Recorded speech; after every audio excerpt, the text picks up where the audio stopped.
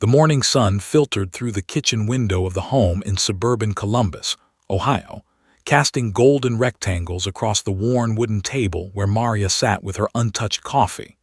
It was 7:47 a.m. on a Tuesday, a date that would later become significant in ways she couldn't yet imagine. Maria stared at the small plastic cup sitting in front of her, half filled with orange juice that her 3-year-old daughter, Emma, had poured herself that morning. The cup bore witness to Emma's determination, her independence, and tragically, her silence. 3 years. Maria had been listening to silence for 3 years. She picked up the cup with trembling hands and brought it to her lips, tasting the pulpy sweetness of the juice mixed with something else, something that tasted like resigned acceptance and bone-deep exhaustion. Maria set the cup down and closed her eyes, allowing herself just a moment to feel the weight of those 3 years pressing down on her shoulders like an invisible force that never, ever lifted. Emma appeared in the kitchen doorway, her curly brown hair still sleep-mussed, wearing the pink dinosaur pajamas that her father, Carlos, had bought her last month. She waddled toward Maria with the distinctive gait of a sleepy toddler, her small feet barely making a sound against the tile floor.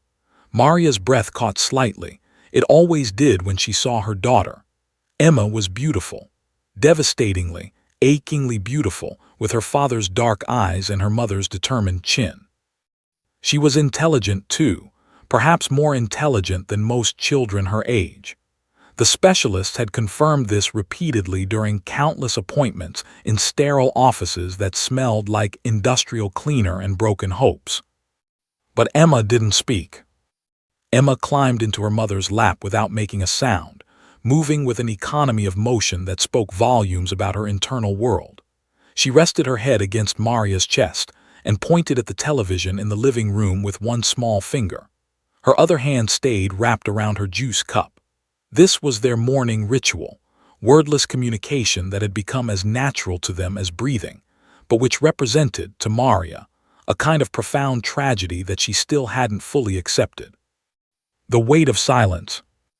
Maria had learned the vocabulary of Emma's silence long ago. She understood the language of pointing, of head nods, of the particular way Emma's eyes brightened when she was happy, and how they grew distant and clouded when she was anxious. She had become fluent in the subtle shifts of her daughter's body language, the slight tensing of her small shoulders that indicated discomfort, the way she leaned backward when she wanted to withdraw from social interaction. But knowing this language didn't make it any easier. If anything, it made it worse. 3 years ago, Emma was born healthy and robust. The doctors had celebrated with Maria and Carlos, assuring them that everything was perfect, that Emma was developing normally. The first year had been typical, babbling, cooing, those magical first attempts at sounds that every parent treasures. Maria had recorded everything, sent videos to her parents in Mexico City, documented every milestone with a mother's natural enthusiasm. But somewhere around Emma's second year, the sound stopped coming. The babbling ceased. The attempts at words vanished. At first, Maria thought it was just a phase, something that would resolve itself as Emma continued to grow.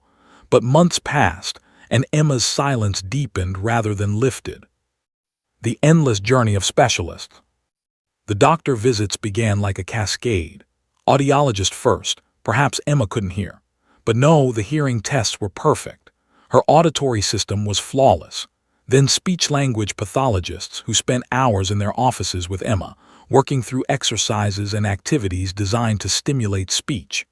Emma participated willingly but never produced words. Pediatric neurologists ran tests, looking for evidence of autism spectrum disorder or other developmental delays. The results came back normal. Again and again, normal. Emma's brain was developing normally. Her cognitive abilities were normal, even advanced in some areas. But she didn't speak. The diagnosis came 3 months ago, selective mutism, a psychiatric condition wherein a child is capable of speaking but experiences such severe anxiety in certain situations, or in Emma's case, seemingly all situations except perhaps when alone, that they cannot produce speech. The psychiatrist doctor had explained it carefully, using words like anxiety disorder and psychological barrier and environmental stress. He recommended therapy, structured activities, desensitization exercises. Maria had done everything recommended. They'd enrolled Emma in a preschool program specifically designed for children with communication disorders. They'd hired a therapist to work with her twice a week. They'd created low-stress environments at home, eliminated unnecessary stimuli, tried everything from reward systems to gentle pressure and encouragement. Nothing had worked.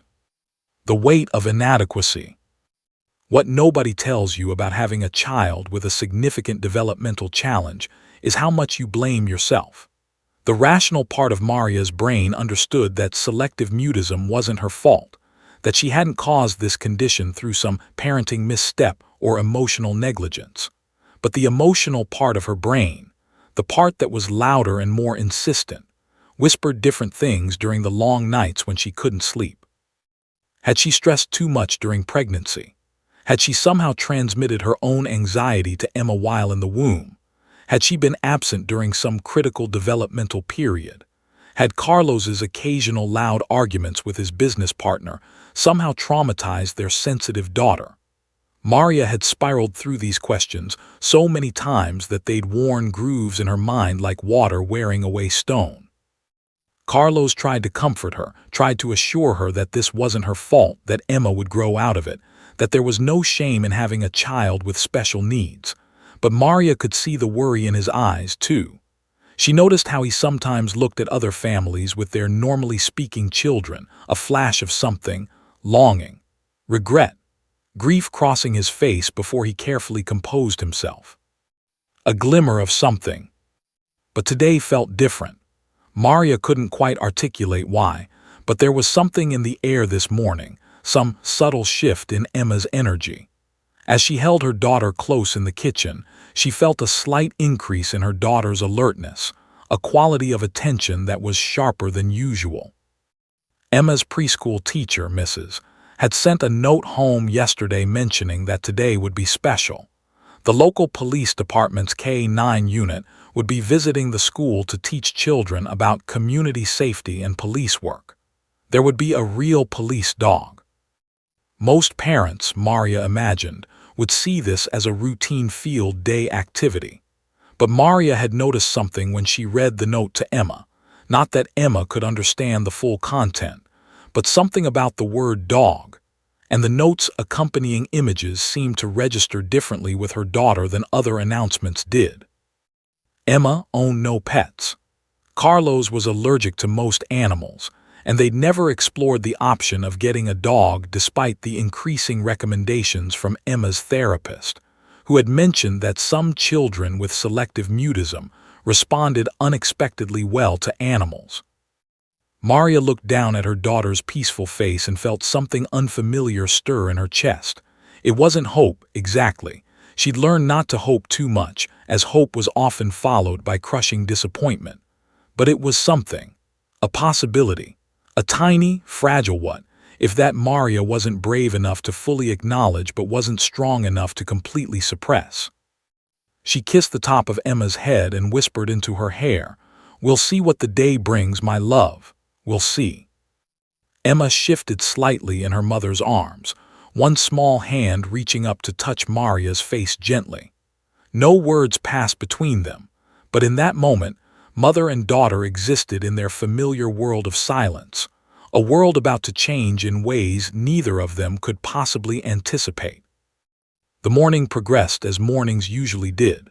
Breakfast, getting dressed, the careful process of preparing Emma for school. But as Maria buckled her daughter into the car seat and began the familiar drive to Happy Meadows Preschool, she found herself driving a bit slower, perhaps lingering just a moment longer on each stop sign, as if she were trying to extend this ordinary day before it transformed into something extraordinary.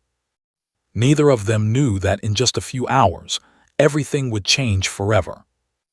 Officer James Mitchell had been with the Columbus Police Department's K-9 unit for 22 years. He knew every street in the city, every neighborhood, every park. He tracked suspects through alleyways, apprehended criminals who thought they were invisible in the night, and located missing persons buried in fear and darkness. Duke, his German Shepherd partner, had been by his side for 9 of those years. The dog was more than a partner. He was family, confidant, and the closest thing to a best friend that Officer Mitchell had in his life. This Tuesday morning, like many others, began with routine. Officer Mitchell arrived at the precinct at 6:30 a.m., well before Duke's handlers would prepare the K-9 for the day's activities. He greeted the overnight officers heading home, checked his email for any updates on ongoing cases, and made his way to the K-9 unit's facility, a specialized section of the police complex designed specifically for the dog's care and training. Duke was already awake, his massive German Shepherd frame stretched across his customized bed when Officer Mitchell approached the enclosure. The dog's ears perked up immediately, and he rose with the fluid grace of an athlete. At 78 pounds of pure muscle and intelligence, Duke commanded attention simply by existing. His coat was immaculately maintained, a rich tan and black that seemed to shimmer when light caught it just right. His eyes, those remarkable dark brown eyes, held a keen intelligence that never ceased to impress Officer Mitchell, even after all these years. "Good morning, partner," Officer Mitchell said, running his hand along Duke's broad head. The dog leaned into the touch, his tail creating a gentle, rhythmic percussion against the metal kennel. This morning ritual was sacred to Officer Mitchell. In a job filled with darkness and danger, this moment of connection with his dog was his anchor to something good, something pure. The day's schedule had been arranged weeks in advance, a community outreach event at Happy Meadows Preschool. Officer Mitchell had handled dozens of these events over the years. They were important, he understood, building relationships between law enforcement and the community, especially with children who might grow up to either trust or fear the police depending on early encounters. The department took these outreach programs seriously, and Officer Mitchell took his role as an ambassador even more seriously. Preparation and anticipation. After feeding Duke a measured breakfast and running him through his morning exercise routine, controlled walks, obedience drills, agility work, Officer Mitchell began the meticulous process of preparation. Duke's coat was brushed until it gleamed. His collar was fitted with identification tags that glinted in the fluorescent light. Officer Mitchell reviewed his presentation notes, the same information he delivered to dozens of schools, refined and polished through years of repetition. But there was something different about this day, though Officer Mitchell couldn't quite name it. Perhaps it was the quality of light streaming through the facility windows. Perhaps it was the energy Duke seemed to carry, a certain alertness that the dog expressed through his movements and his focus. Or perhaps Officer Mitchell was simply paying more attention than usual, a heightened awareness that would later make him wonder if he'd somehow sensed that this ordinary day would become anything but ordinary. By 10:15 a.m., Officer Mitchell had Duke in the patrol vehicle, heading toward Happy Meadows Preschool. The school was located in a residential neighborhood, surrounded by well-maintained homes and mature oak trees that had stood for decades.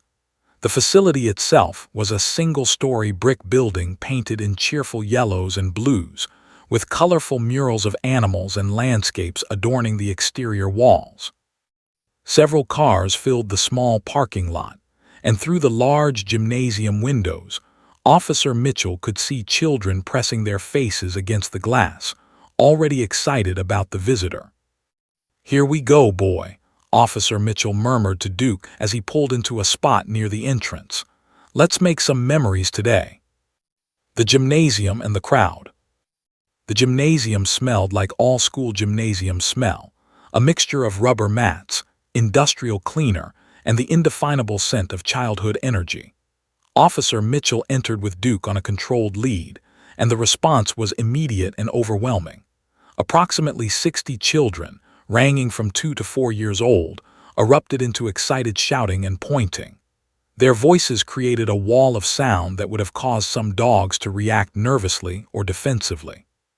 But Duke, well trained through countless community events, remained calm and focused, his attention on Officer Mitchell, waiting for direction. Mrs. the kindergarten coordinator rushed forward with an enormous smile. "Officer Mitchell, Duke, welcome, welcome.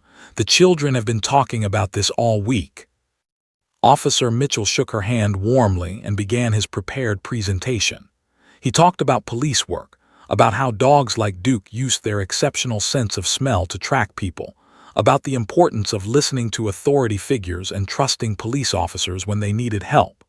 He demonstrated Duke's obedience, showing how the dog responded to both verbal commands and hand signals. "Duke knows over 40 different commands," he explained to the mesmerized children. "He's not just my partner, he's my family." The children watched, transfixed. Some sat quietly, others fidgeted with barely contained excitement. Most crowded as close as they could get, their eyes following Duke's every movement. Officer Mitchell's professional eye scanned the crowd, looking for any children who seemed anxious or overwhelmed. Part of his protocol was to ensure that this experience was positive for every child, not traumatic for those with fear or sensitivity issues. The girl in the shadows. That's when his gaze caught on a small girl standing apart from the others, near the back of the gathered children. She wasn't pushing forward like the others. She wasn't shouting or jumping up and down. Instead, she stood perfectly still, her dark eyes locked on Duke with an intensity that Officer Mitchell had rarely seen in a child. There was no fear in those eyes, no anxiety or resistance. Instead, there was something else. A longing, perhaps. A desperate, yearning attention that spoke of something deeper than simple curiosity about the large dog. Officer Mitchell found himself paying less attention to his practiced speech and more attention to this small girl. She had curly brown hair and wore a simple pink dress. Her hands were clenched at her sides, and her entire body seemed to vibrate with a kind of controlled intensity, as if she were holding herself together through sheer force of will. He continued his presentation, but his awareness had shifted. When he asked, "Who would like to meet Duke up close?" the expected chaos erupted. Children crowded forward, shouting, pushing, their excitement nearly overwhelming the gymnasium space. Officer Mitchell responded professionally, organizing the children into a manageable line, allowing each one to approach Duke for a brief interaction. The silent connection. But he kept one eye on the girl in the pink dress. She hadn't moved. While all the other children surged forward, this small girl remained still, watching, waiting. Officer Mitchell felt something shift in his chest, a recognition of something he couldn't quite name. In 22 years of police work, he developed instincts about people. He could read a room, sense tension, identify dishonesty through microexpressions and body language. And right now, his instincts were screaming that this small girl was significant somehow. As other children took their turns with Duke, laughing and petting the dog, Officer Mitchell watched her. He noticed how she studied Duke's responses, how she seemed to be learning something through careful observation. There was intelligence there, acute, focused intelligence wrapped in a small package. When the line of children had diminished, Officer Mitchell made a decision that deviated slightly from his standard protocol. He knelt down to his young level and locked eyes with the small girl who still hadn't moved. "What's your name, sweetheart?" he asked gently. The girl's lips parted slightly, but no sound came. Instead, she pointed at Duke with one trembling finger. Officer Mitchell felt something in his chest shift. He'd seen selective mutism before. He'd worked with child trauma victims, children who'd witnessed crimes, children whose silence was a protective mechanism their minds had developed. He recognized that particular quality of silence. This was a child who wanted desperately to speak but couldn't, the words trapped somewhere between thought and voice. "Duke would like to meet you," Officer Mitchell said softly, standing and extending his hand to the girl. "Just you. Not all the other children, just you and Duke." For the first time, the girl's expression shifted. Her eyes widened slightly. She looked at Officer Mitchell, then at Duke, then back at Officer Mitchell again. Slowly, so slowly it was almost imperceptible, she reached out and took his hand. Officer Mitchell led her forward, and as he did, Duke's ears perked up. The dog seemed to recognize something in this moment, something significant, something that would, in just moments, change everything.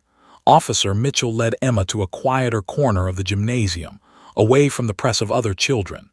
Mrs., sensing something significant was happening, gently redirected the remaining children toward a presentation about police vehicles parked outside. The gymnasium seemed to hold its breath. Even the ambient sound seemed to diminish, the usual background noise of children and activity fading into something almost sacred, almost ceremonial. Duke moved with Officer Mitchell, his leash loose and his attention entirely focused on the small girl beside them. Officer Mitchell had never seen Duke behave quite this way during a school visit. Normally, the dog was friendly and well-mannered but maintained professional distance. Today, Duke seemed magnetized toward Emma, pulling slightly forward, his entire body angling in her direction with an intensity that mirrored her own. "It's okay," Officer Mitchell said softly to Emma, keeping his voice low and gentle.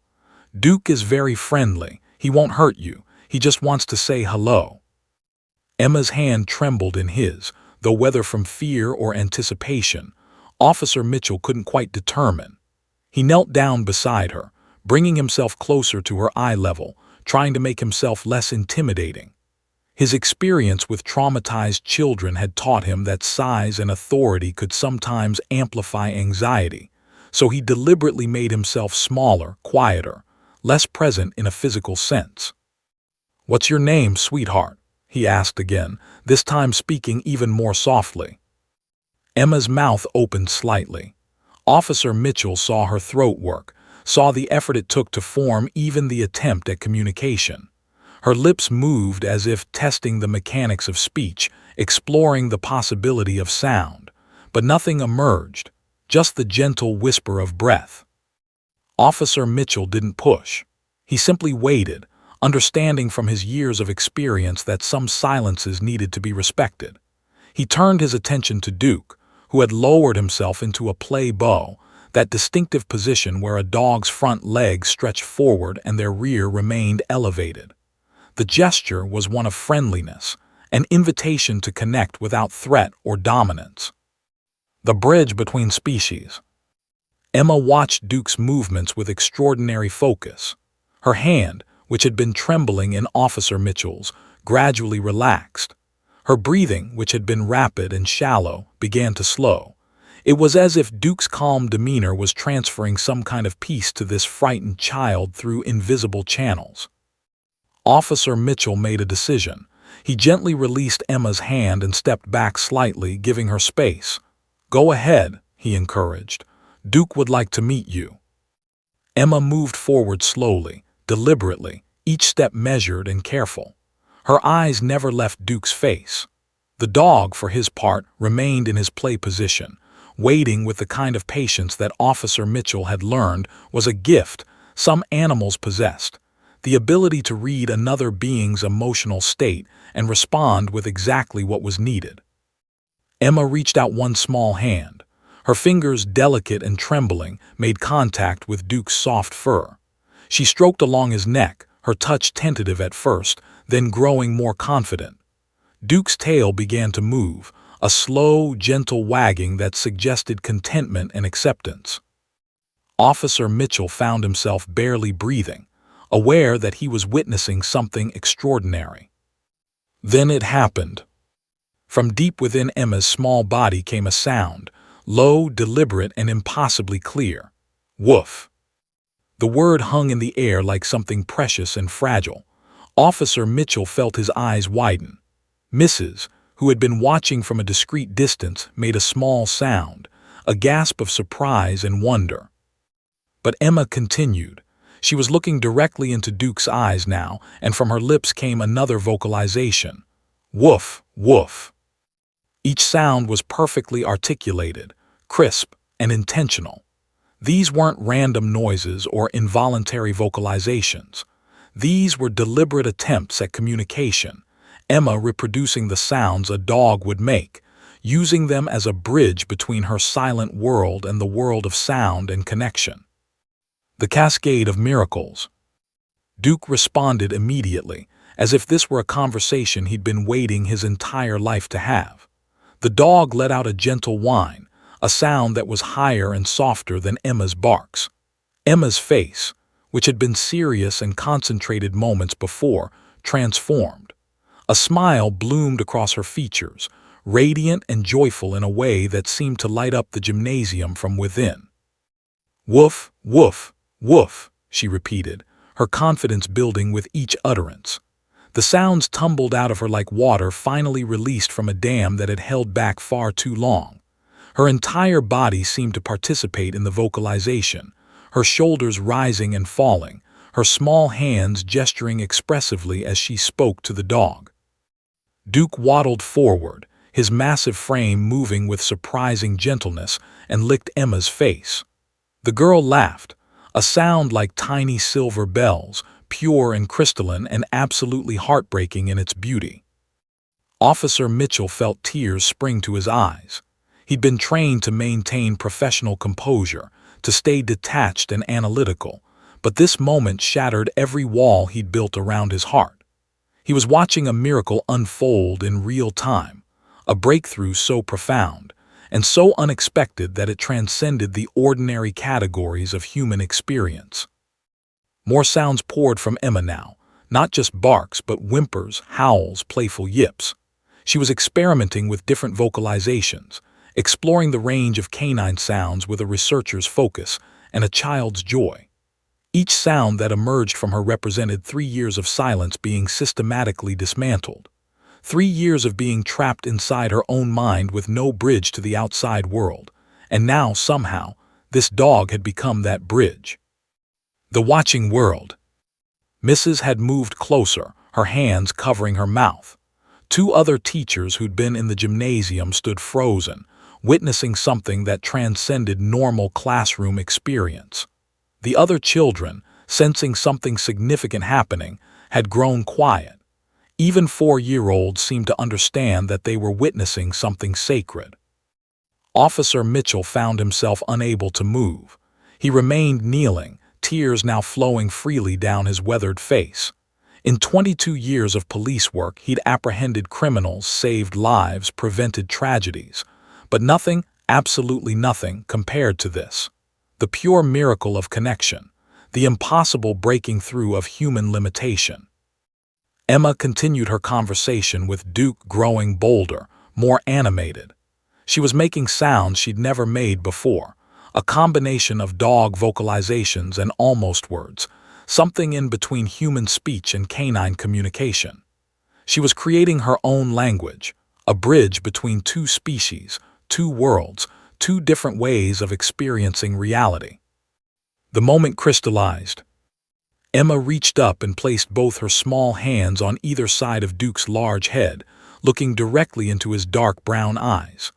"Woof," she said softly, almost reverently. Not an excited bark this time, but something quieter, more intimate. A moment of genuine communication between girl and dog. Duke tilted his head in that characteristic way dogs have when they're trying to understand something that puzzles and intrigues them. He let out a soft whine in response, and the sound seemed to be perfectly calibrated to Emma's emotional frequency, as if the dog understood exactly what this moment meant. Officer Mitchell realized his hands were shaking. Around him, the gymnasium had become absolutely silent, the kind of silence that occurs when human beings are witnessing something that touches something sacred within them. Every eye was on Emma and Duke. Every heart in that gymnasium seemed to be beating in synchronization with the impossible connection unfolding before them. Emma hugged Duke's neck, and the dog responded by pressing his head gently against her shoulder. The embrace lasted several seconds, an eternity in some measures of time. When they finally separated, Emma's face was transformed. Where there had been quiet resignation and profound isolation, there was now joy. Where there had been silence, there was now the echo of spoken sounds. Officer Mitchell knew, in that moment, that this child would never be entirely silent again. Something fundamental had shifted. Some door that had been locked for 3 years had suddenly swung open, and light had poured through. He also knew, without knowing how he knew, that this moment would change far more than just one child's life. The implications rippled outward like waves expanding from a stone dropped into still water. Everything was about to be different. Everything. Jennifer Martinez had arrived at Happy Meadows Preschool that morning with a simple assignment: document the police K-9 unit visit for the school's social media accounts and newsletter. She was a parent volunteer. Emma's mother, Maria, had always called these events routine documentation opportunities, and Jennifer took her role seriously. She'd invested in a decent camera, nothing professional grade, but good enough to capture memories that would be treasured by families. Jennifer had set up her camera on a tripod near the gymnasium's entrance around 10:00 a.m., positioning it to capture a wide view of the space. She'd filmed Officer Mitchell's initial presentation, the children's excited reactions, Duke's obedience demonstrations. Standard footage. The kind of thing that would be perfect for the preschool's website: happy children, community partnership, educational value. Parents would watch these videos and smile at their children's joy, remembering this day with warmth. But then something shifted. Jennifer wasn't sure exactly when she noticed it. Perhaps it was the quality of Officer Mitchell's attention as he focused on one small girl in a pink dress. Perhaps it was the way the other children, sensing something significant occurring, began to quiet down. Or perhaps it was simply an intuition, that subtle knowing that sometimes comes over people when they're about to witness something extraordinary. Whatever it was, Jennifer found herself adjusting her camera's position, her lens tracking Emma and Officer Mitchell as they moved to the quieter corner of the gymnasium. She didn't think consciously about what she was doing. Instead, she operated from pure instinct, the same instinct that had made her sign up to volunteer at the school in the first place, a desire to be present for important moments. Through her camera's viewfinder, Jennifer watched the interaction unfold. She saw Officer Mitchell kneeling beside Emma, saw the girl's trembling hand in his. She saw Duke lower himself into that gentle play bow. And then she saw the moment, the precise instant when Emma's mouth opened and that first woof emerged. Jennifer's hands steadied on the camera. Every cell in her body seemed to recognize that something extraordinary was happening. This wasn't routine documentation anymore. This was witnessing history. The unfolding miracle on film. The camera captured everything with crystalline clarity. Emma's progression from trembling uncertainty to radiant joy. The way her face transformed, features rearranging themselves into an expression of pure liberation. The cascade of sounds, barks and whimpers and yips, each one documented with perfect audio clarity. The camera caught Duke's responses too, his gentle head tilts, his responsive whines, the perfect synchronization of his movements with Emma's emotional state. The footage showed a connection that transcended typical animal-human interaction. This was something deeper, something almost telepathic in its understanding. Jennifer found tears streaming down her face as she continued filming. She knew Emma, had seen the quiet girl at school events, had observed how Maria watched her daughter with a combination of love and barely contained heartbreak. Jennifer had never known exactly what Emma's situation was, Mrs. respected family privacy, but she'd sensed that something significant was occurring in that family, some unnamed struggle that had nothing to do with typical childhood development. And now here it was, the breakthrough, captured on video, real and unquestionable and absolutely miraculous. The footage showed the exact moment Emma hugged Duke's neck, the precise angle of their connection. It showed Officer Mitchell's tears, the way his professional demeanor had completely dissolved in the face of something transcendent. It showed Mrs. shocked expression, the way other teachers had moved closer, drawn like moths to a flame by something they recognized as significant. Most importantly, the footage showed Emma, transformed, joyful, finally free. The realization. As Jennifer continued filming through the final moments of the interaction, she realized something with startling clarity. She had just documented what would become a significant document. Not just a school memory, but perhaps something larger. Something that had the potential to matter beyond Happy Meadows Preschool in Columbus, Ohio. The video showed pure miracle. There was no other word for it. When Emma and Duke finally separated, when Officer Mitchell stood up with tears still streaming down his face, when Mrs. approached them with an expression of profound wonder, Jennifer lowered her camera. Her hands were shaking so badly she could barely hold the device steady. Mrs. turned to look directly at Jennifer, her eyes wide. "Did you get that?" she asked, though the question seemed almost rhetorical. The tone of her voice suggested she already knew the answer. "Everything," Jennifer confirmed, her own voice slightly hoarse. "I got everything." The phone call that changed everything. Mrs. didn't waste time. Within 5 minutes, Emma was back with the other children, participating in activities about police vehicles and community safety. But Officer Mitchell and Duke had become secondary to what everyone in that gymnasium now understood. They had witnessed something that transcended typical school programming. Mrs. pulled Jennifer aside to the office. "I need you to send me that footage immediately," she said, "and I need to call Emma's mother. Maria needs to know what just happened." Jennifer transferred the video file to a flash drive while Mrs. made the call. She watched as the kindergarten coordinator's expression shifted with each response from the other end of the line. Confusion, then dawning realization, then something that looked like carefully contained excitement. "Maria, I need you to come to the school right now," Mrs. said. "Something incredible has happened with Emma. I want you to see the video footage yourself rather than trying to explain it. Just trust me. Come now." The urgency in Mrs.'s voice was unmistakable. The video spreads. While Mrs. waited for Maria to arrive, she made another decision. With Jennifer's permission, she began uploading the footage to the school's social media accounts. Not as routine documentation, but as something extraordinary that needed to be witnessed. The video file was titled simply, "You Won't Believe What Happened Today." Within minutes, the first views trickled in.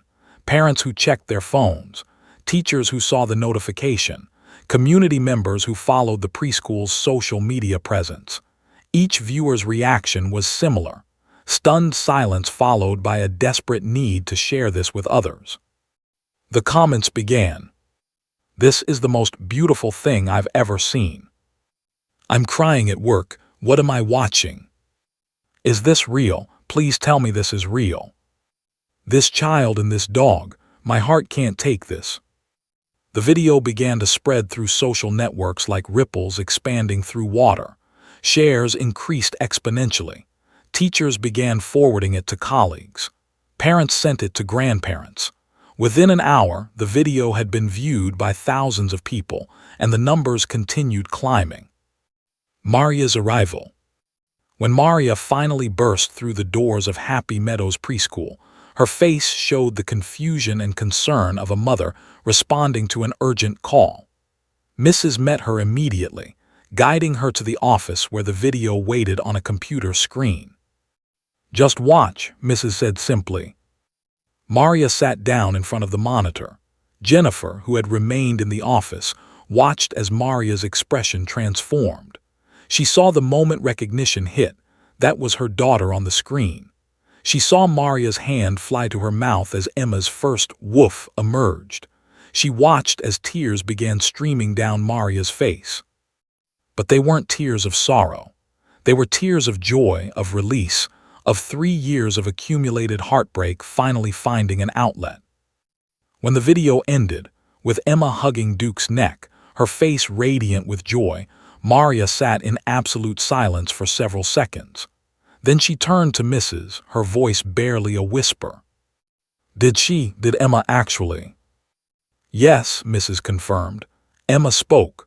For the first time in 3 years, she produced intentional sounds. She communicated with that dog, Maria, and it was captured on film. It's real." Maria began to sob deep, wrenching sobs that came from somewhere beyond emotion, beyond language. Somewhere in the region of the human heart where the most significant transformations occur. Jennifer, standing quietly in the corner, continued filming. Not to document the breakdown, but to capture this moment of profound parental joy and liberation. This mother finally witnessing her daughter's voice emerging into the world. The video would continue to spread. By the end of the day, it would be viewed by hundreds of thousands of people. By the end of the week, millions. But in this moment, with Maria weeping and Mrs. hand on her shoulder and Jennifer bearing witness, the video meant something different. It meant hope. It meant possibility. It meant that sometimes miracles do happen in the ordinary corners of ordinary preschools on ordinary Tuesdays. It meant that Emma's voice had finally been heard. Maria sat in that small office at Happy Meadows Preschool, watching the video for the third time and still couldn't quite believe what she was seeing. 3 years. 3 long, exhausting, heartbreaking years of silence, and there on the screen was her daughter, radiant, joyful, communicating, speaking. Finally speaking. Each time she watched the video, she focused on different details. The first viewing, she'd watched Emma's face, that transformation from anxiety to pure liberation that made Maria's chest ache with a combination of joy and grief. The second viewing, she'd tracked Officer Mitchell, seeing the tears stream down his weathered face, recognizing in his response a validation of what this moment meant, not just for their family, but universally. This man who'd worked with police dogs for decades was undone by what he was witnessing. Now on the third viewing, Maria focused on Duke, on how the dog seemed to understand, on some level that transcended species, exactly what Emma needed. How Duke didn't demand or push, but instead created a space where Emma felt safe enough to try, where communication didn't require words or perfection, just presence and understanding. She did it, Maria whispered to herself, her voice still hoarse from crying. She actually did it. Mrs. touched her shoulder gently. Officer Mitchell wants to speak with you when you're ready. He's still here with Duke. I think he feels like this is significant too. Maria nodded, unable to form words. She saved the video file to her phone, already imagining showing it to Carlos, to her parents in Mexico City, to everyone who had been part of Emma's journey through this silent darkness. Meeting the bridge. Officer Mitchell was waiting in the gymnasium when Maria emerged, still red-eyed but steadier now. Duke was with him, the massive dog seeming to sense that something important had occurred. When the dog saw Maria, his tail began to wag, not in the excited way dogs typically greet strangers, but with a kind of knowing gentleness. Officer Mitchell extended his hand, his own eyes still slightly red. "Mrs., I'm Officer James Mitchell. This is Duke." Maria shook his hand, and it was a strong grip, the grip of a man who had learned to communicate without many words. "Thank you," she said simply. "I don't know how to thank you. I don't even know what to say." "You don't have to say anything," Officer Mitchell replied. "I've been working with Duke for 9 years, and I've never seen anything like what happened today. That connection your daughter made with him, that wasn't chance. That was something deeper. Something I don't have the vocabulary to explain." Maria knelt down to Duke's level, the way she'd seen Emma do in the video. The dog approached her calmly, resting his large head gently against her shoulder, and something shifted inside Maria, some knot of tension that had been wound so tightly for so long that she'd stopped noticing it. This dog, this remarkable animal, had given her daughter back her voice. "How can I ever repay this?" she asked Officer Mitchell, standing again. "What can I do?" Officer Mitchell was quiet for a moment, seeming to consider the question seriously. "There's a speech-language pathologist I know, doctor at Ohio State University. I've worked with her on other community programs. She specializes in anxiety-related communication disorders. I think she should see Emma. I think what happened today needs to be studied, understood. Your daughter might be able to help other children who are struggling the way she was struggling." Maria felt something click into place. The miracle wasn't just for Emma, it could be for others too. The phone call to Carlos. Maria drove home from the school in a daze, her phone connected to the car's audio system. She called Carlos at his office before she'd even pulled out of the parking lot. "Is everything okay? You never called during work," Carlos said immediately, concern evident in his voice. "Everything is better than okay," Maria said, and then began to cry again. "I need you to come home, right now. I need you to watch something." 20 minutes later, when Carlos rushed through their front door, Maria was sitting on their couch with her laptop open, cued to Emma's video. Carlos sat beside her, his expression shifting from concern to confusion to absolute shock as he watched their silent daughter communicate with a police dog. He whispered when the video ended, "Is this real? Did she really?" "Yes," Maria confirmed. She spoke. For the first time she produced intentional sounds. "Carlos, I watched it happen. I was there. It's real." Carlos pulled his wife into his arms and they held each other, both crying. The release of 3 years of accumulated fear, uncertainty, and desperate hope finally finding its outlet. The professional recognition. That evening, after they'd picked up Emma from school and watched her throughout the afternoon, observing her more closely than ever before, noticing how she moved, how she responded to her parents' presence, Maria received a call from an unknown number. "Mrs., this is Doctor from Ohio State University. Officer Mitchell contacted me about your daughter. I've seen the video that's circulating online. I would very much like to work with Emma. I believe she may represent a significant case study in selective mutism intervention, and more importantly, I believe we can help her continue and expand on the breakthrough she's had." Maria's heart raced. "When can we come in?" "Can you come tomorrow morning at 9? I'd like to see Emma in person, run some preliminary assessments, and I'd like to understand more about the circumstances of today's breakthrough." As Maria hung up the phone, she realized that the miracle wasn't concluding, it was just beginning. Emma's transformation that evening. That night Emma behaved differently than she had in 3 years. She was more animated, more present. When Carlos asked her simple questions, she attempted to respond, not with words exactly, but with sounds, whimpers and small barks and experimental vocalizations. Maria watched her daughter with new eyes. This child wasn't broken. This child wasn't trapped by fundamental neurological limitation. This child was scared, deeply, profoundly scared in a way that had manifested as silence. And somewhere inside Emma, she'd always known that connection was possible. She just needed Duke to show her how. After Emma's bedtime, Maria and Carlos sat together in their small kitchen, the video playing on Maria's phone again. They'd watched it at least a dozen times now, but neither could stop looking at it. "Do you think she'll keep speaking?" Carlos asked quietly. "I think," Maria said slowly, "that she's already started. The question isn't whether she'll speak. The question is how far she'll go now that she knows she can." The weight of gratitude. As Maria prepared for bed that night, she found herself standing at Emma's doorway, watching her daughter sleep.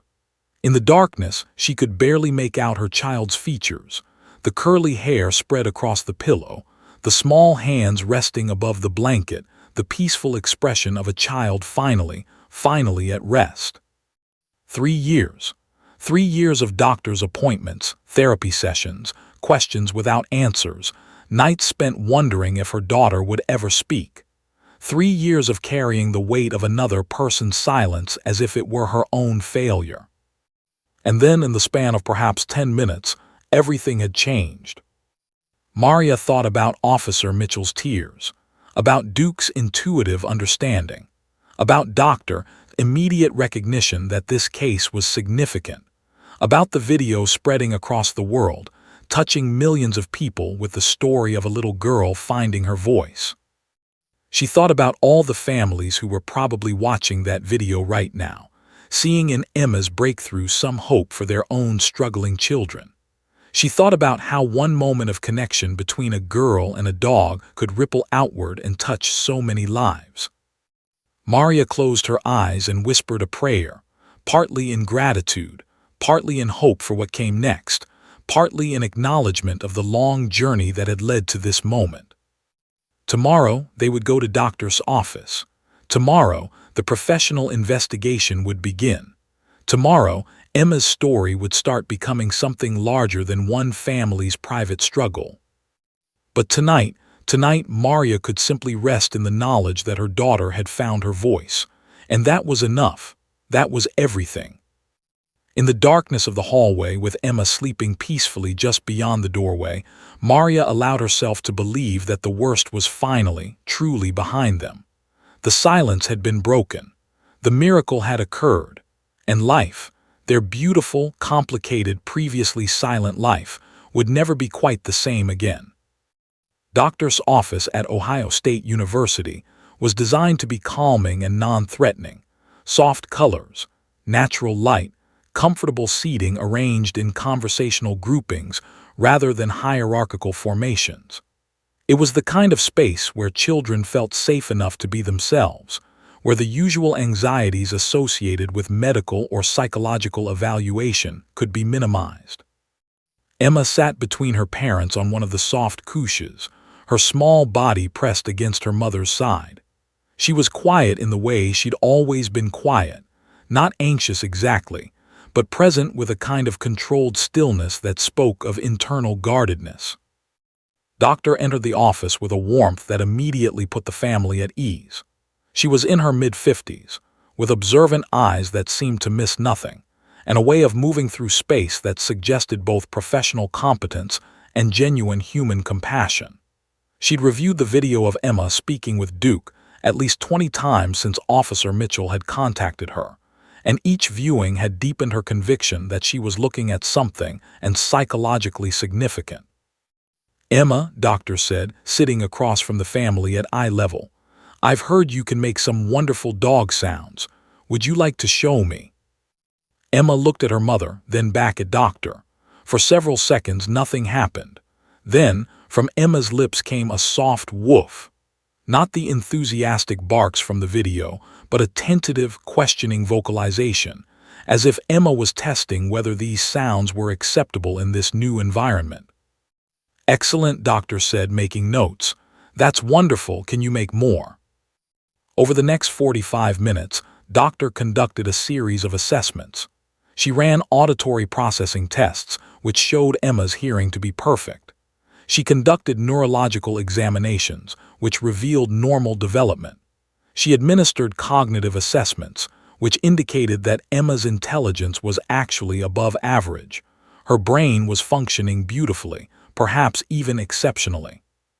But when Doctor introduced verbal language tasks, asking Emma to repeat simple words or use language in traditional ways, Emma's vocalization ceased.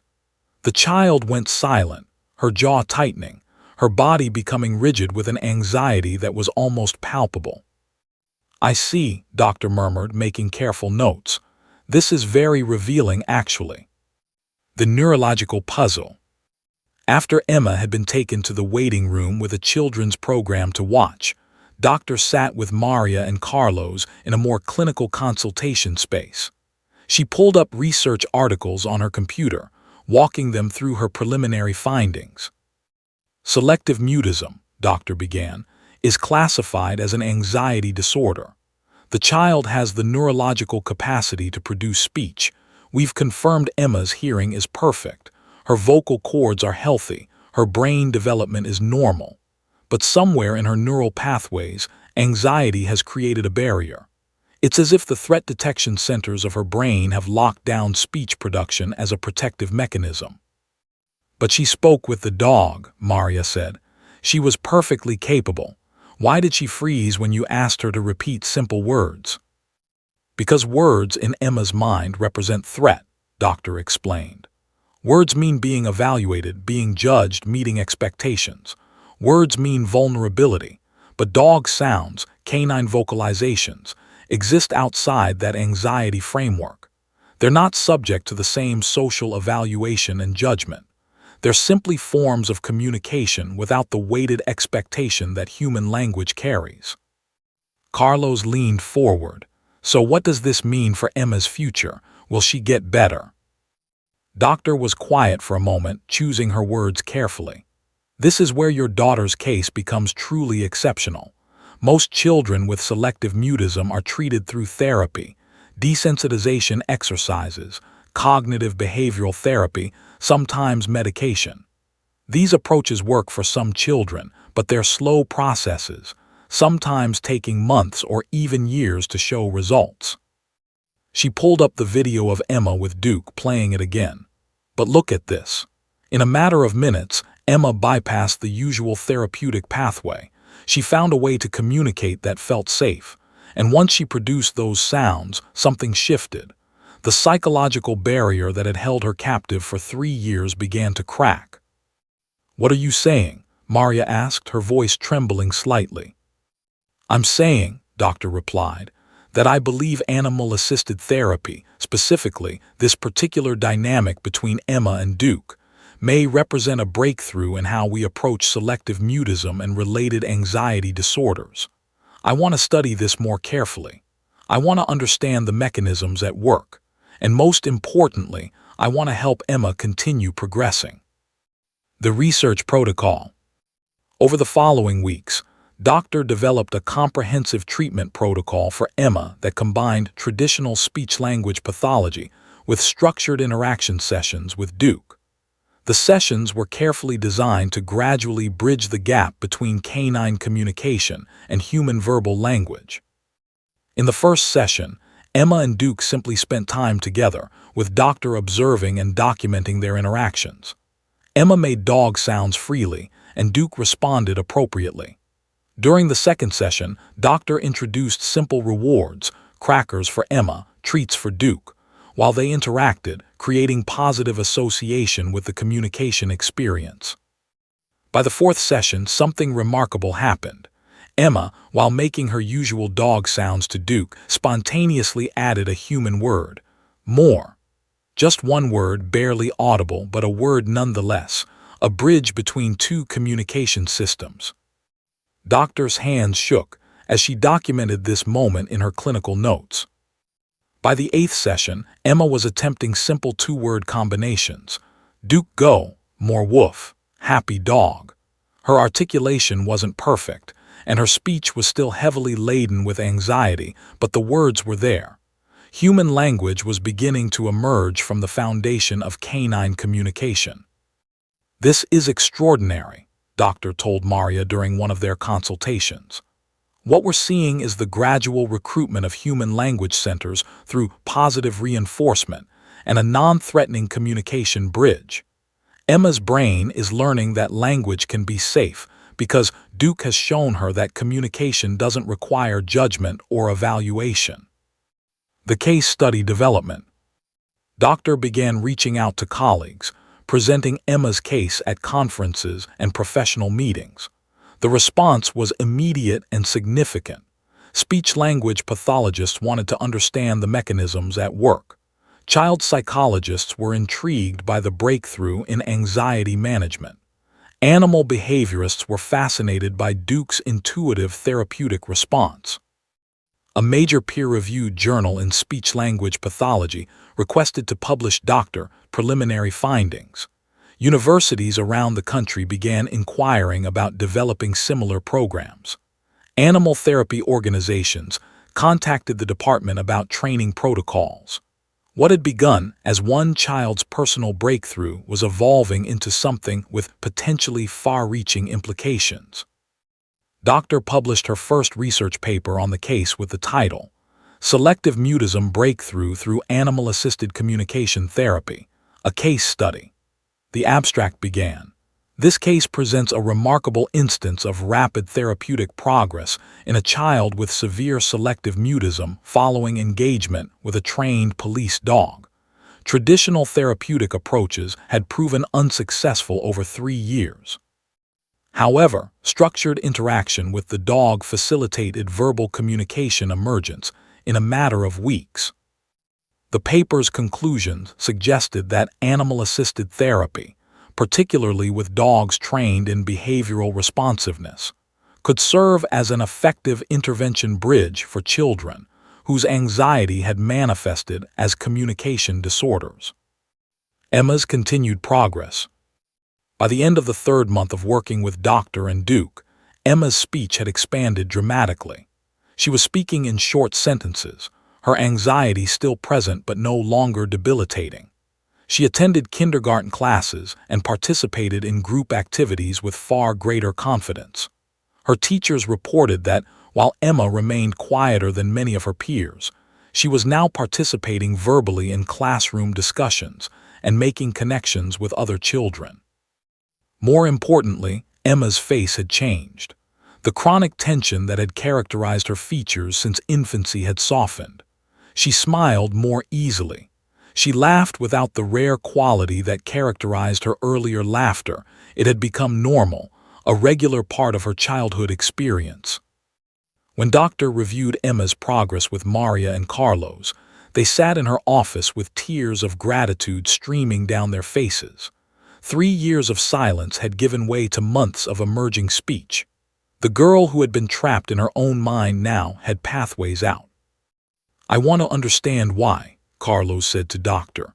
"I understand what happened, but I want to understand why the dog made the difference when nothing else did." Doctor smiled, a knowing, compassionate smile that suggested she'd been asked this question many times and still found it profound. "Because," she said slowly, "sometimes the pathway to healing isn't through confronting our fear directly. Sometimes it's through finding an ally who speaks a language our fear doesn't recognize." She paused, looking at the video of Emma and Duke that played silently on her computer screen. Duke didn't ask Emma to be brave. He didn't demand that she overcome her anxiety. He simply showed her that communication could be joyful, non-threatening, and absolutely safe. And once Emma understood that on a fundamental level, her brain was willing to try again. 6 months after that initial Tuesday at Happy Meadows Preschool, Emma's story had transcended the boundaries of Columbus, Ohio.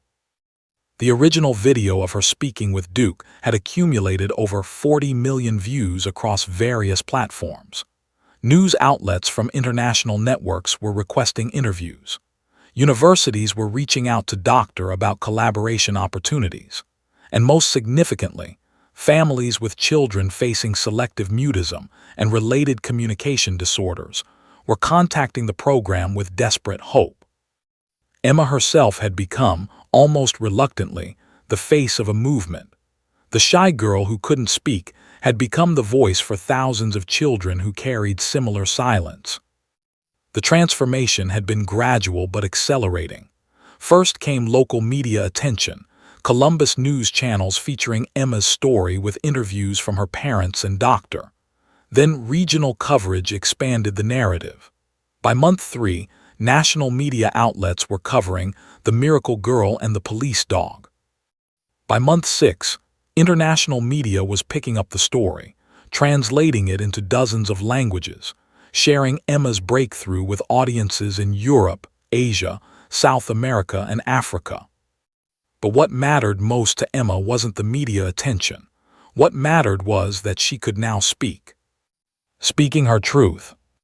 When Emma was invited to appear on a local morning news program, her parents almost declined. The idea of their daughter, still naturally quiet and somewhat anxious in novel situations, being placed on a television set seemed overwhelming. But Emma surprised them. "I want to," she said simply.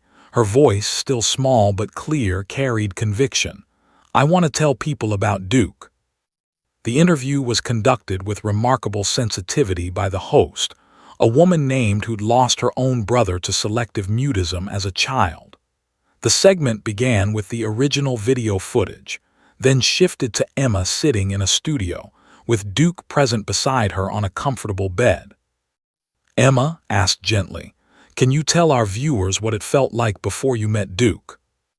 Emma was quiet for a long moment, her small fingers stroking Duke's soft fur. When she spoke, her voice was barely above a whisper, but it carried the weight of 3 years of accumulated silence. "It was like being alone," Emma said carefully, choosing each word with the deliberation of someone still learning the mechanics of speech. Like nobody could hear me. Even though I wanted to talk, my words were stuck. Duke. Duke showed me the words weren't stuck. They were just scared, like me. The host had tears streaming down her face. So did millions of viewers watching from their homes. Emma continued, her confidence growing as she spoke. Now I can talk. I still get scared sometimes, but Duke helped me learn that being scared doesn't mean I have to be quiet. The program expands. Following the media attention, Doctor's program at Ohio State University was inundated with requests. Families were traveling from across the country to work with the team. Universities were offering grants to expand the research and develop training protocols for other institutions. The Columbus Police Department was receiving inquiries from law enforcement agencies worldwide about establishing similar K-9 therapeutic programs. Officer Mitchell, who'd never sought the spotlight, suddenly found himself in demand as a speaker and consultant. He worked with Doctor to develop a training manual for police departments interested in incorporating therapeutic animal interactions into their community outreach programs. The manual, titled K-9 Bridge, Therapeutic Protocols for Police Dog Community Programs, became required reading in progressive law enforcement agencies. But Officer Mitchell's primary concern remained Emma and Duke. Their bond had deepened into something almost telepathic. Emma would arrive for her weekly sessions with Doctor, and before entering the building, she'd make soft vocalization sounds, her particular language with Duke. The dog, somehow, would recognize her presence before she even entered the room. It's like they're speaking to each other on a frequency we can't quite perceive, Doctor observed to Maria during one appointment. The connection between Emma and Duke has evolved beyond the therapeutic. It's become a genuine friendship, a partnership. Other children find voice. Within 8 months of Emma's initial breakthrough, 12 other children with selective mutism had entered Doctor's program. Not all had dramatic overnight breakthroughs like Emma, but all showed significant progress.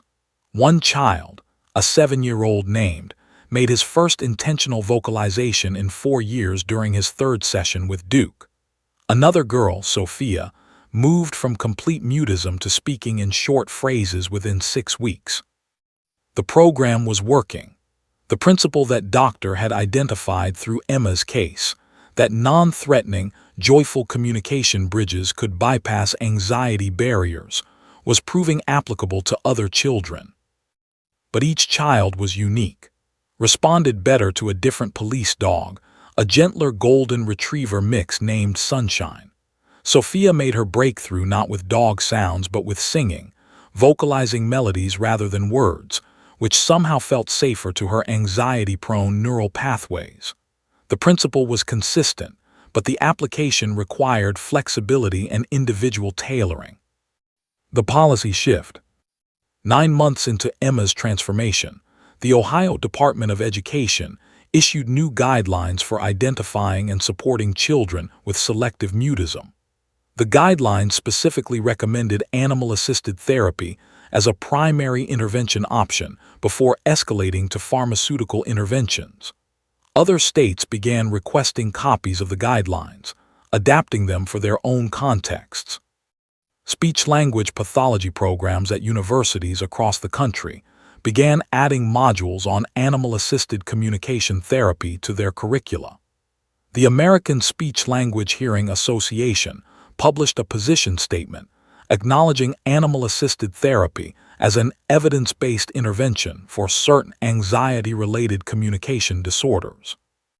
What had begun as one girl's personal struggle was systematically reshaping how the medical and educational communities approached childhood communication disorders. Emma as ambassador. By month 10, Emma had become, by her own choice, an ambassador for the program. She appeared in promotional videos for Doctor's expanded facility. She spoke at educational conferences, where seasoned professionals listened intently as this small girl explained, with remarkable clarity, how fear had locked her voice away and how connection had set it free. "I want other kids to know they're not alone," Emma said during one presentation to an auditorium full of educators and therapists. "I want them to know that being quiet doesn't mean something is wrong with them. It means they need to find their own Duke, their own way to feel safe." The standing ovation lasted 3 minutes. Maria, watching her daughter from the audience, couldn't stop smiling. This child, this girl who'd been locked in silence for 3 years, was now speaking to crowds of hundreds. She was changing minds, shifting paradigms, influencing policy. Emma, once the voiceless child, had become a powerful voice for change. The global reach. By month 12, Emma's case had been covered in medical journals on 5 continents. Animal therapy organizations worldwide were requesting information about Duke's training and temperament. Police departments from London to Sydney were reaching out about implementing similar programs. Families with children in selective mutism were creating online communities, sharing Emma's story, offering hope to one another based on the example of her breakthrough. The family received letters regularly, dozens per week, from grateful parents whose children had experienced breakthroughs after seeing Emma's story. A mother from Japan described how her daughter had watched Emma's interview and said her first words in 3 years the next day. A father from Germany shared a video of his son, previously nonverbal, singing along with Emma's appearance on a European news program. The deepening connection. Through it all, Emma remained fundamentally unchanged in her character. She was still quiet by nature, still somewhat reserved in unfamiliar situations. The anxiety that had once locked away her voice hadn't disappeared entirely, it had transformed. She still experienced nervousness, but she'd learned that nervousness didn't have to prevent communication. And through it all, Duke remained her anchor. The dog had become more than a therapeutic tool. He'd become her closest friend, her confidant, her bridge between inner and outer worlds. One afternoon, as Doctor observed Emma and Duke during a session, she made a note in her clinical files. The relationship between Emma and Duke has evolved from therapeutic interaction to genuine partnership. This child is no longer a case study. She is a thriving, speaking, confident young person who has transformed not just her own life, but the lives of thousands of other children through her willingness to share her journey. The miracle, Doctor reflected, wasn't just that Emma had found her voice. The miracle was that her voice, once freed, had become powerful enough to change the world. The gymnasium at Happy Meadows Preschool was filled with sunlight and anticipation on a bright Thursday afternoon, exactly 1 year to the week after Officer Mitchell and Duke had first arrived at the school. The same space where Emma had been silent for so long had been transformed into a celebration of her voice. Red and blue balloons, police department colors decorated the gymnasium. A banner hung across the back wall that read, "Emma's Journey, from Silence to Voice." Emma stood backstage, or rather, in the hallway outside the gymnasium where the kindergarten classes were gathering for show and tell. Her parents stood beside her, along with Mrs., who'd been Emma's kindergarten teacher throughout this transformative year. Officer Mitchell and Duke were already inside, positioned at the front of the gymnasium as guests of honor. Emma wore a simple pink dress, the same color as the one she'd worn a year ago when she'd first connected with Duke. She was now 4 years old, and her face carried a confidence that hadn't existed 12 months earlier. But she was also nervous. Even after a year of speaking, even after hundreds of public appearances, standing in front of her entire school community still made her stomach flutter with anxiety. "You ready?" Carlos asked, kneeling down to Emma's level. "Remember what we talked about." "I'm ready," Emma said clearly. Her voice was still somewhat quiet by nature. Emma would likely always be a quieter person than many of her peers, but it was firm with determination. "I want to tell them about Duke." Maria squeezed her daughter's shoulder gently. "Then let's go tell them." The presentation. Emma entered the gymnasium to enthusiastic applause. Nearly 300 people were present, all the kindergarten and preschool classes, teachers, staff members, parents, and community leaders. The room seemed enormous from Emma's perspective, but she focused on one thing: Duke, sitting calmly beside Officer Mitchell at the front. Mrs. introduced Emma warmly, telling the audience about the remarkable transformation they'd all witnessed over the past year. She spoke about Emma's initial silence, about the breakthrough with Duke, about the subsequent progress in speech and confidence. She painted a picture of how one moment had changed everything. Then Emma stepped forward to the microphone, a special low microphone arranged specifically for her height. She gripped the sides of it, took a deep breath, and began to speak. "Hi," she said, her small voice amplified through the gymnasium sound system. "My name is Emma. 1 year ago I couldn't talk. I wanted to, but I couldn't. My words were stuck inside me." She paused, looking at the sea of faces watching her. Tears were already forming in many eyes. "I was very scared," Emma continued. "I was scared of making mistakes. I was scared that if I talked, people would think something was wrong with me, so I was quiet. I was quiet for 3 years." Mrs., standing in the back of the gymnasium, had her hand over her mouth, tears streaming down her face. "Then I met Duke," Emma said, and her entire demeanor changed. A smile bloomed across her features. She pointed at the dog, who wagged his tail in recognition. "Duke is different. Duke didn't care if I was scared. Duke didn't care if I made mistakes. Duke just wanted to talk to me, and when Duke talked to me, I wasn't scared anymore." Emma walked toward Duke, who remained in his calm sitting position. She knelt beside him and wrapped her arms around his neck, resting her cheek against his fur. "Duke taught me something important," Emma said, her voice growing stronger. "Duke taught me that talking doesn't have to be perfect. Talking just has to be real. And being real means being brave enough to let people hear you, even when you're scared." "The message." Emma straightened up, still holding Duke's neck gently, and looked directly at the camera that had been set up to record this moment. The same role that camera would play that would allow her words to reach millions more people. "If you're like me," Emma said carefully, "if you're scared to talk or if you can't talk, I want you to know something. You're not broken. You're not wrong. You're just scared. And being scared doesn't mean you have to stay quiet. You just have to find your own Duke, find someone or something that makes you feel safe enough to try." She looked out at the audience. "And if you know someone like me, someone who's quiet or scared, I want you to know that they need you to be patient with them. They need you to listen even when they're quiet. Because sometimes the most important things don't get said out loud. Sometimes they get said with a hug or with a look or with just being there." Emma stepped back and Officer Mitchell approached the microphone. He placed his hand on Emma's shoulder, a gesture of profound respect. "What you've just heard," Officer Mitchell said, his voice thick with emotion, "is the voice of a courageous child. A year ago, I witnessed a miracle. I watched a girl find her voice through a connection with my dog. But what I didn't expect was that this girl would use that voice to help so many other people. Emma, you're not just a miracle. You're a teacher. You're a healer. You're changing the world." The gymnasium erupted into applause. Parents stood, then teachers, then children. It became a standing ovation that lasted 5 minutes. Emma stood there, her hand on Duke's head, her face radiant with a joy that seemed to illuminate the entire space. The celebration. After the formal presentation, there was a reception in the gymnasium. Parents approached Emma to thank her, to share stories of their own children who'd been inspired by her journey.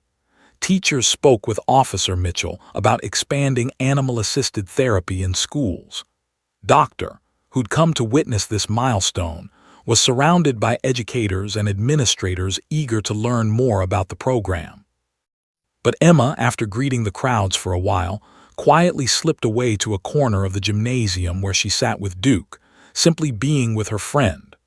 The dog rested his head in her lap, and Emma stroked his fur gently, making soft vocalizations that only Duke could hear, their private language, the one that had started everything.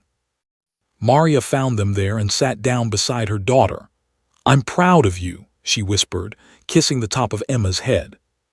I was scared, Emma admitted. I know, but you did it anyway. That's what courage is, doing the thing that scares you. Emma looked up at her mother. Will I ever stop being scared? Maria considered the question honestly. Probably not completely, but you've learned that being scared doesn't mean you have to be silent. You've learned that fear and speaking can exist at the same time. That's the real miracle, Emma. Not that your fear went away, but that you learned to speak anyway. The legacy deepens. In the weeks following that presentation, the video of Emma's speech spread even more widely than the original breakthrough video.